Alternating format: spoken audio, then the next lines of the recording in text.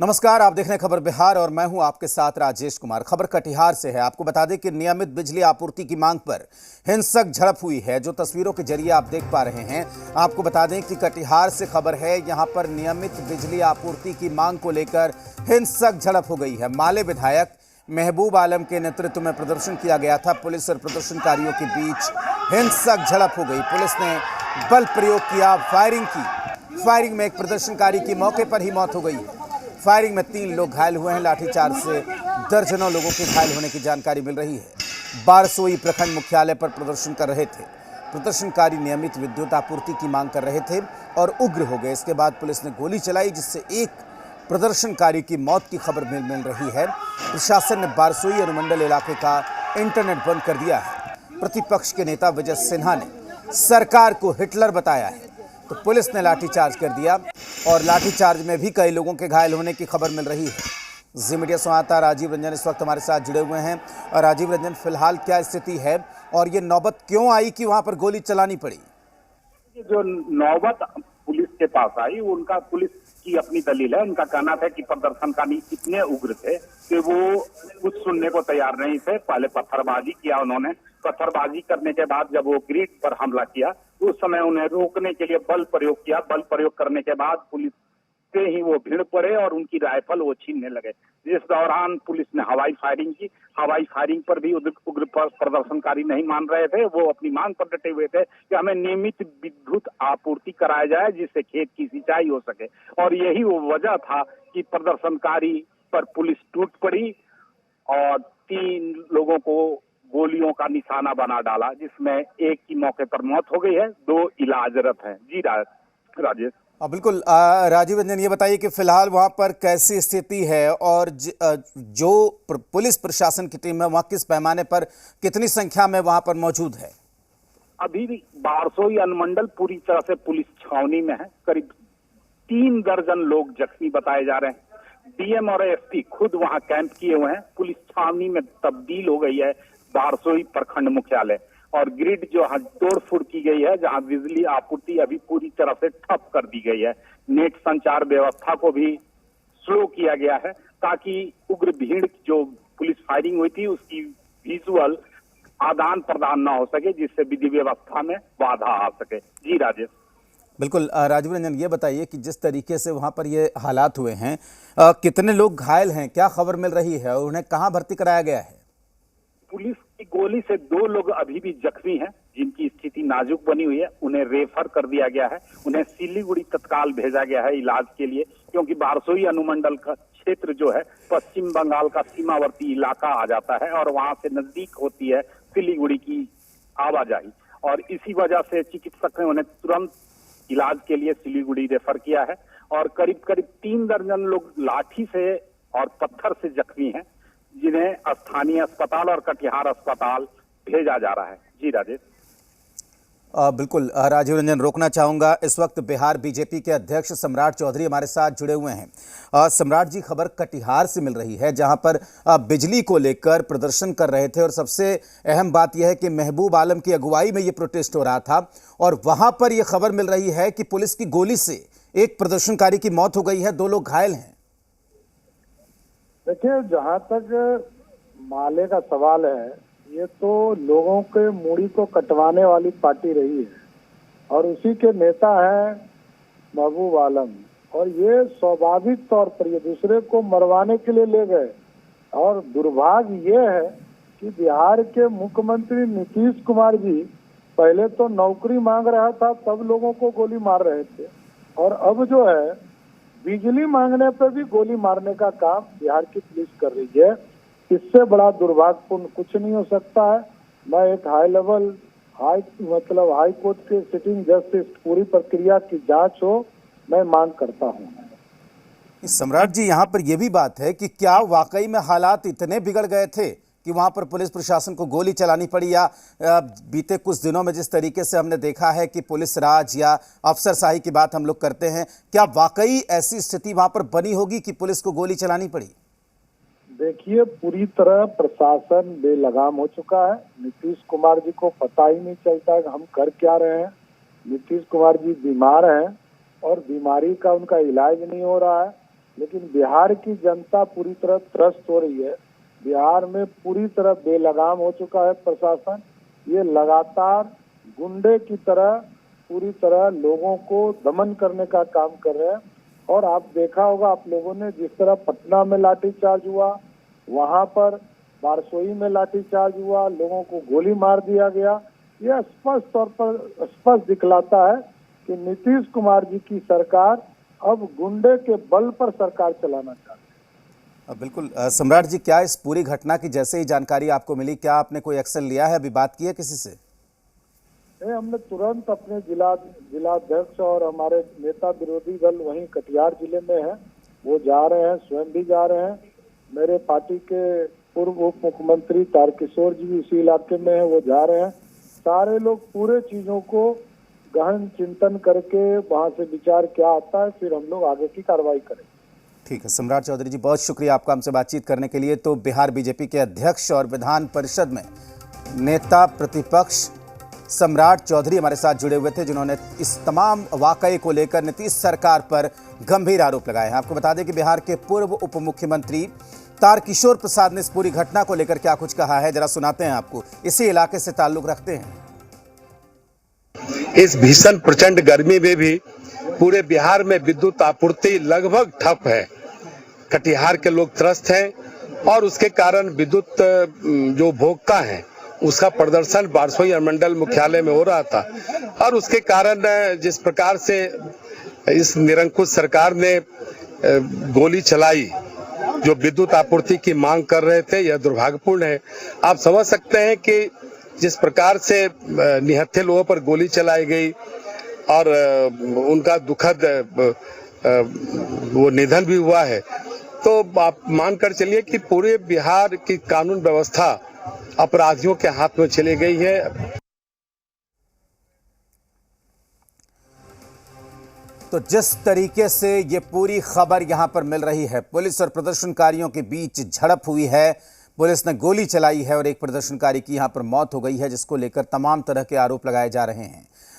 पूर्व deputy CM Bihar सरकार के तारकिशोर प्रसाद, उन्होंने कहा कि बिजली की मांग जब जनता ने की तो जनता को गोली मारी गई है। 2 लोग घायल भी बताए जा रहे हैं, जिनका इलाज अस्पताल में चल रहा है। कई लोगों को चोटें आई हैं, जिनका स्थानीय अस्पतालों में इलाज चल रहा है। इस वक्त आरजेडी के प्रवक्ता शक्ति यादव हमारे साथ जुड़े हुए हैं। शक्ति जी, ये क्या हो गया है बिहार की पुलिस को, बिहार की सरकार को? जनता बिजली की मांग को लेकर प्रोटेस्ट कर रही थी, बदले में गोली मिली, एक की मौत की खबर है कटिहार से। नहीं, अभी तक हमें पुष्टि खबरों की नहीं हुई है। मीडिया चैनलों पर ये बात खुल कर के आई है। हम लगातार संपर्क पे हैं। किन वजहों से, किन कारणों से इस घटना को अंजाम दी गई है, जिसकी चर्चा आप कर रहे हैं। कोई भी लोकतंत्र में अपनी बात रख सकता है, रखने का उसका अधिकार प्राप्त है। कानून को कोई अपने हाथ में नहीं ले सकता है, चाहे कानून का रखवाला ही क्यों न हो। अगर कानून के रखवालों ने अगर कानून अपने हाथ में लेकर कानून तोड़ा होगा तो शासन सभी पहलुओं पर विचार करेगी और किसी को बकसने का सवाल ही पैदा नहीं लेता। हाँ, ये बात अलग है, एजिटेशन की एक लक्ष्मण रेखा होता है। कोई भी इस तरह से उग्र नहीं हो सकते हैं कि कानून उन हाथ में ले। शासन की तरफ से अगर गलती या चूक कहीं दिखाई पड़ेगी तो कठोर कार्रवाई करने में हम पीछे नहीं हटेंगे। आप सबको पता है कि हालात बिहार की इन दिनों सूखा को लेकर के काफी तनाव में बिहार है।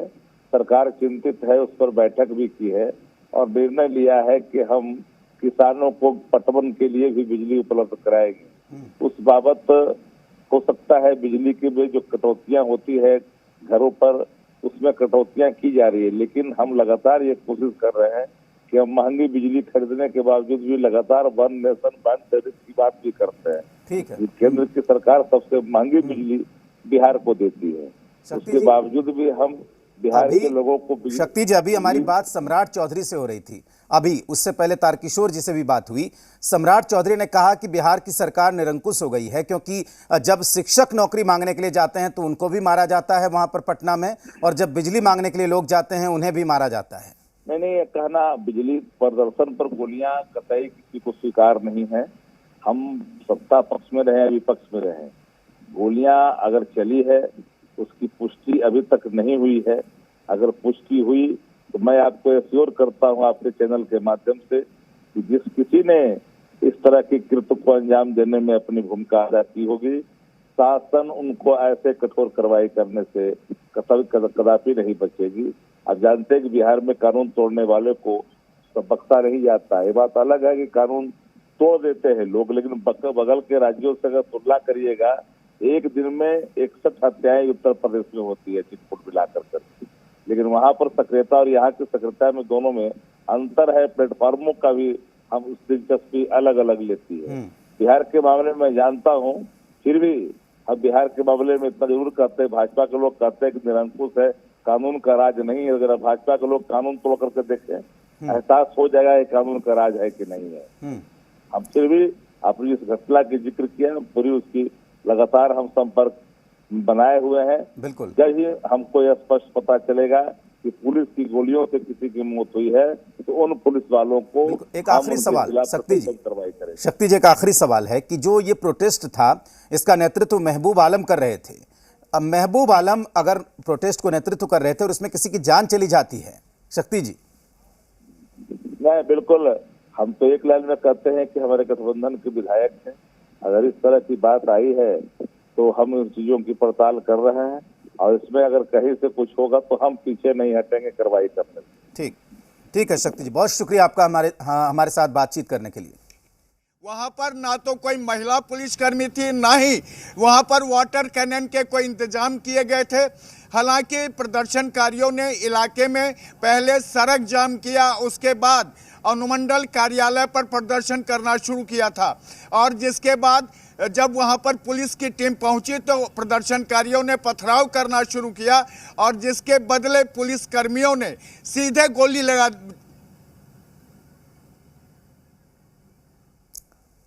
तो इन तस्वीरों को देखिए किस तरीके से वहां पर तोड़फोड़ की जा रही थी। हमारे वरिष्ठ सहयोगी प्रशांत झा वहां से पूरी जानकारी दे रहे हैं। ये भी खबरें सामने आ रही हैं कि महिला पुलिस नहीं थी, इसके बावजूद वहां पर फोर्स का इस्तेमाल किया गया, और जब तोड़फोड़ करने लगे तो सीधे गोली चलाई गई है। जो तरीका होता है चेतावनी देने का, वाटर कैनन के इस्तेमाल का, आंसू गैस के गोले दागने का, इन तमाम प्रक्रियाओं का पालन वहां पर नहीं किया गया है, जो खबर निकलकर सामने आ रही है। और नतीजा ये हुआ कि पुलिस की गोली से एक की जान चली गई है, जबकि 2 लोगों के घायल होने की यहां पर सूचना मिल रही है। तो ये कौन सा पुलिस राज है? जनता पुलिस की गोली का शिकार एक बार फिर से बिहार में। ये तस्वीरें कटिहार से निकलकर सामने आ रही हैं। दरअसल बिजली की आपूर्ति सही तरीके से नहीं होने पर लोग आक्रोशित थे, लोग प्रदर्शन कर रहे थे, प्रोटेस्ट कर रहे थे, और जब बिजली मांगी गई तो उन्हें गोली मिली। और इस घटना के बाद पूरे इलाके में तनाव का माहौल है। इन तस्वीरों को देखिए और पूरे सिचुएशन को, स्थिति को समझने की कोशिश कीजिए। किस तरीके से यहाँ पर प्रोटेस्ट चल रहा था, बिजली विभाग के दफ्तर में वहाँ पर प्रदर्शन किया जा रहा था, बिजली सप्लाई की मांग की जा रही थी। आप देख सकते हैं तोड़फोड़ की इन तस्वीरों को। इसके बाद पुलिस पहुँचती है बड़ी तादाद पर, वहाँ पर विरोध करने वालों को रोका जाता है, बल प्रयोग किया जाता है, और पुलिस की गोली से हालात इस तरीके से बिगड़े कि पुलिस ने गोली चलाई है, और पुलिस की गोली से एक प्रदर्शनकारी की मौत हो गई है, जबकि 2 लोगों को और गोली लगी है, जिनकी हालत गंभीर है, इलाज चल रहा है। और सवाल यहाँ ये भी उठता है कि कई लोगों को चोटें भी आई हैं, जिनका इलाज अलग अलग अस्पतालों में चल रहा है। लेकिन सबसे बड़ा सवाल जी बिहार झारखंड यहाँ पर ये पूछ रहा है कि क्या यहाँ पर गोलीबारी को जिस तरीके से पुलिस ने फायरिंग की है, क्या इसे टाला नहीं जा सकता था? क्या इससे परहेज नहीं किया जा सकता था? जिस तरीके से पुलिस ने गोली चलाई है, ये भी कहा जा रहा है कि महिला पुलिस नहीं थी, इसके बावजूद महिलाओं को पीटा गया। ये भी कहा जा रहा है कि जो चेतावनी देने की प्रक्रिया होती है, अनाउंस किया जाता है, जिस तरीके से वाटर कैनन का इस्तेमाल होता है, जिस तरीके से आंसू गैस के गोले छोड़े जाते हैं, लेकिन क्या यहाँ पर सीधे फायरिंग की गई, जिसके बाद एक प्रदर्शनकारी की मौत की खबर कटिहार से मिल रही है। अब बिहार बीजेपी के अध्यक्ष सम्राट चौधरी ने कहा है कि नेता प्रतिपक्ष जो हैं विधानसभा के, वो इस वक्त कटिहार में ही हैं, वो वहां पर जाएंगे। हमारी बात पूर्व उप मुख्यमंत्री तारकिशोर प्रसाद से भी हुई है। तारकिशोर प्रसाद ने भी कहा है कि वो जल्द ही उस पूरे मसले पर लेकर वहां पर जाएंगे।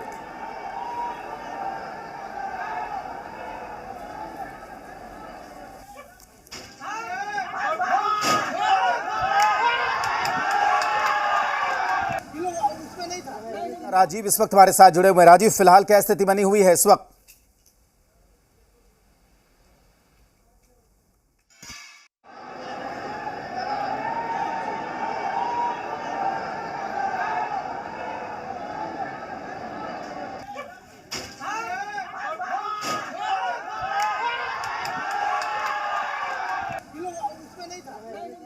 राजीव रंजन, क्या आप मुझे सुन पा रहे हैं? जी बिल्कुल राजेश, आपकी आवाज हमें मिल रही है। बिल्कुल, और ये बताइए आपको कि फिलहाल क्या स्थिति है वहां पे?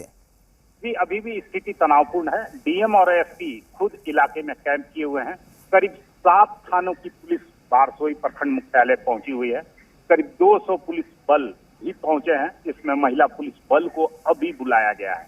स्थिति तनावपूर्ण को देखते हुए डीएम ने इन इलाकों को सील कर रखा है कि अन्य लोगों की इस इलाके में आवाजाही न हो सके। हालांकि प्रतिपक्ष नेता कटिहार बिल्कुल राजीव रंजन, आपको रोकना चाहेंगे। इस वक्त हमारे वरिष्ठ सहयोगी प्रशांत झा इस वक्त जुड़े हुए हैं, उनसे बातचीत करते हैं इस पूरी घटना को लेकर। प्रशांत जी, ये बताइए कि एक तरीका होता है, अगर वाकई में कोई भीड़ उग्र हो जाती है, कहीं प्रोटेस्ट करती है, तो एक तरीका होता है चेतावनी देने का, अनाउंस किया जाता है लाउड स्पीकर से, वाटर कैनन का इस्तेमाल होता है, आंसू गैस के गोले छोड़े जाते हैं। लेकिन ये कौन सा तरीका है, ये कौन सा पुलिस राज है कि जनता अगर बिजली की मांग करने जाती है तो बदले में गोली मिलती है और नतीजा एक शख्स की मौत हो गई है?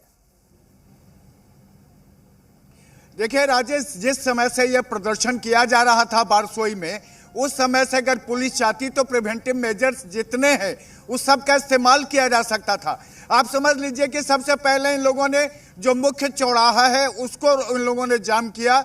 उसके बाद ये भीड़ जो है, आक्रोश पूर्ण भीड़ जो है, ये अनुमंडल की तरफ पहुंची थी। और वहां पर जब पूरी भीड़ वो अनुमंडल कार्यालय में गई, उसके बाद जो पावर ग्रिड का दफ्तर है उसको तोड़फोड़ करने की कोशिश की। उसके बाद वहां पुलिस बल पहुंचती, यानी पुलिस बल तब तक वहां नहीं पहुंची जब तक ये प्रदर्शन चलता रहा और काफी उग्र होता रहा।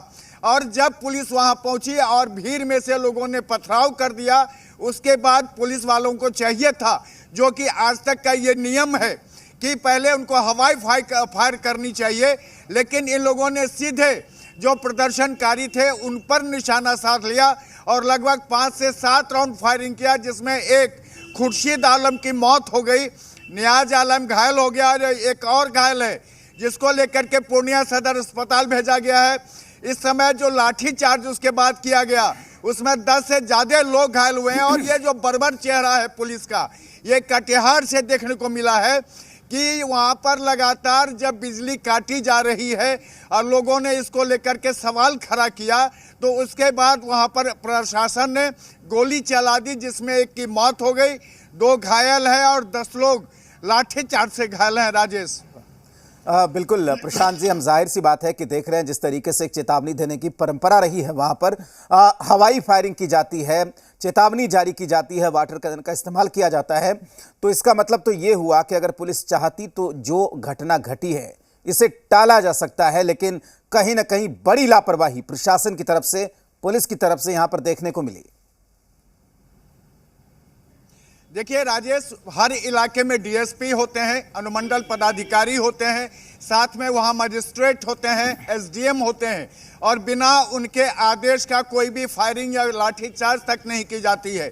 जिस समय में ये प्रदर्शन शुरू हुआ, आपको बता दें कि बारसोई के इलाके में सुबह 5 बजे से लेकर कंटिन्यू मेंटेनेंस के नाम पर बिजली काटी जाती रही है और इसको लेकर के तमाम लोग वहां के नाराज थे। उनका ये कहना था कि रोज रोज मेंटेनेंस कब तक चलता रहेगा, और इसी को लेकर के ये प्रदर्शन शुरू हुआ था। सबसे पहले बस्तौला चौक को जाम किया गया, उसके बाद ये भीड़ अनुमंडल कार्यालय की ओर बढ़ी है। तब तक पुलिस वाले कहाँ थे, और पुलिस वाले अगर वहां मौजूद थे तो भीड़ को समझाने बुझाने की कोशिश क्यों नहीं की गई। लेकिन समझ लीजिए कि भीड़ वहां पर अपनी मांग को लेकर गई थी, और जिस तरह से भीड़ में शामिल कुछ लोगों ने पुलिस पर पथराव किया। अगर पुलिस के पास पहले से वाटर कैनन नहीं मौजूद था, उसके पास आंसू गैस नहीं मौजूद थे, तो ऐसे में हवाई फायरिंग की जाती है ताकि लोगों को डराया जा सके और लोगों को रोका जा सके। लेकिन पुलिस ने तो सीधे फायरिंग कर दी। राजेश, बिल्कुल प्रशांत जी, यहाँ पर यह भी सवाल उठ रहा है कि जो पूरी भीड़ वहां पर जुटी थी, जो लोगों का भारी समूह था, उसकी अगुवाई महबूब आलम कर रहे थे, यानी कि सत्ताधारी पार्टी का एक विधायक जब मॉब को वहां पर लीड कर रहा हो, प्रोटेस्ट को लीड कर रहा हो, उसके बावजूद इस तरह की घटना घटना कहीं ना कहीं कई तरह के सवाल खड़े कर रहा है।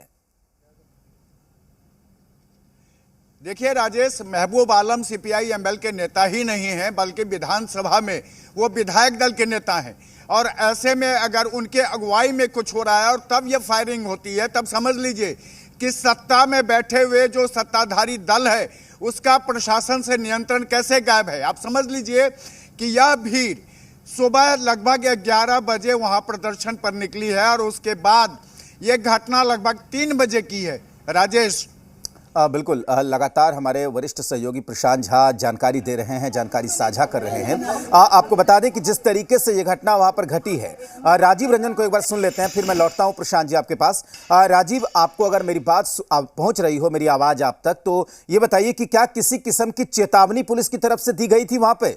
जो तरीका होता है लाउड स्पीकर का या हवाई फायरिंग का, वाटर कैनन का, या क्या इसका इस्तेमाल किया गया या सीधे गोली मार दी गई? देखिए, जो जानकारी सामने आई, स्थानीय पत्रकार थे उस अनुमंडल में जो इस पूरे प्रदर्शन को कवरेज कर रहे थे, उनका कहना था कि पुलिस सीधा प्रदर्शनकारियों को लाठियों से रोका। जब लाठी पुलिस की दिखी तो प्रदर्शनकारी और उग्र हो गए और पत्थरबाजी करना शुरू कर दिया। और इस पत्थरबाजी का जवाब सीधे सर में गोली ठोक कर पुलिस ने दिया है और एक की मौत मौके पर हो गई है, जबकि दूसरा की हालत काफी गंभीर बनी हुई है। जानकारी के अनुसार जो वहाँ के परिजन हैं वो अभी कुछ बताने से इनकार कर रहे हैं। अस्पताल में जख्मी को भर्ती किया गया है, आईसीयू में वो भर्ती है। जैसे ही जानकारी प्राप्त होगी अगली सूचना अपडेट की जाएगी जी बिहार झारखंड पर कि मौत का आंकड़ा क्या बढ़ा। पूरे मामले पर police, Katihar police SP Jitendra Kumar ने ट्वीट करके यह जानकारी दी है कि मौत एक की हुई है, गोली से 2 जख्मी हैं। इसके अलावा कितने दर्जन भर लाठियों से बिल्कुल, उसकी जानकारी हमें थोड़ी देर के बाद मिलेगी। राजीव रंजन, मैं आता हूं आपके पास। जाहिर सी बात है कि जिस तरीके की घटना हुई, एसएसपी ने पुष्टि कर दी है। अभी सत्ताधारी दल के प्रवक्ता शक्ति यादव कह रहे थे कि पुष्टि नहीं है, लेकिन आपको बता दें कि एसएसपी ने घटना की पुष्टि कर दी है। 2 लोगों के घायल होने की बात वो कह रहे हैं। एक की मौत हो गई है गोलियों से, लेकिन कितने दर्जन लोग घायल हैं इसका आंकड़ा बाद में पता चलेगा, जो अलग अलग अस्पतालों में भर्ती हैं। प्रशांत झा हमारे साथ बने हुए हैं, उनसे बात करते हैं। प्रशांत जी, हमारी बात सम्राट चौधरी से हुई, हमारी बात नेता प्रतिपक्ष का हम ट्वीट देख रहे हैं विजय सिन्हा का, तारकिशोर प्रसाद से बात हुई। सबने कहा कि सरकार निरंकुश हो गई है। पहले नौकरी मांगने गए तब भी जान से मार दिया, और अब बिजली मांग रहे हैं तब भी जान से मार रही है। आपको भी लगता होगा या सबको लगता है कि एक बार फिर से अभी पटना में जिस तरीके की घटना घटी थी उसकी आग अभी ठंडी भी नहीं हुई थी कि एक और मुद्दा गाहे बगाहे प्रशासन और पुलिस ने हाथ में रख दिया है। देखिए राजेश, में सबसे बड़ी बात यह है कि जिस आंदोलन की बात की जा रही है कटिहार के बारसोई की, उसका लीडरशिप कर रहा था सत्ताधारी दल में जो महागठबंधन है उसमें शामिल सीपीआई एमएल के जो नेता है महबूब आलम, वही उसकी लीडरशिप कर रहे थे। उनके अगुवाई में ये प्रदर्शन चल रहा था। पहले बसोला चौक को घेरा गया, उसके बाद ये पूरा का पूरा जो भीड़ है, जो जुलूस है, जो बिजली मांग रही थी सरकार से, वो भीड़ अनुमंडल कार्यालय की ओर बढ़ती है। वहां पर पुलिस वाले उसको रोकने की कोशिश करते हैं, जिसमें लाठीचार्ज होता है, 10 लोग घायल होते हैं। उसी दौरान पथराव होता है और पथराव के सीधे बाद जवाब में पुलिस गोलियां दागनी शुरू कर देती है और उसमें एक की मौत, जिसका नाम खुर्शीद आलम है, उसकी मौत हो जाती है, जबकि नियाज आलम और एक और अन्य शख्स बुरी तरह से घायल हो जाता है, जिसे पूर्णिया अस्पताल भेजा गया है। आप समझ लीजिए कि बिहार में कुछ भी अपने हक का मांगना कितना बड़ा अपराध है। कटिहार की घटना उसी का उदाहरण है राजेश। बिल्कुल प्रशांत जी, बहुत शुक्रिया आपका पूरी जानकारी के लिए। तो जाहिर सी बात है कि कटिहार के बारसोई से जो घटना सामने आ रही है वो पूरी तरीके से दुर्भाग्यपूर्ण है, क्योंकि यहां पर पुलिस की गोली से एक प्रदर्शनकारी की मौत की खबर सामने आ रही है। घटना पर हमारी नजर लगातार बनी रहेगी। फिलहाल इस बुलेटिन में इतना ही। देखते रहिए जी बिहार झारखंड।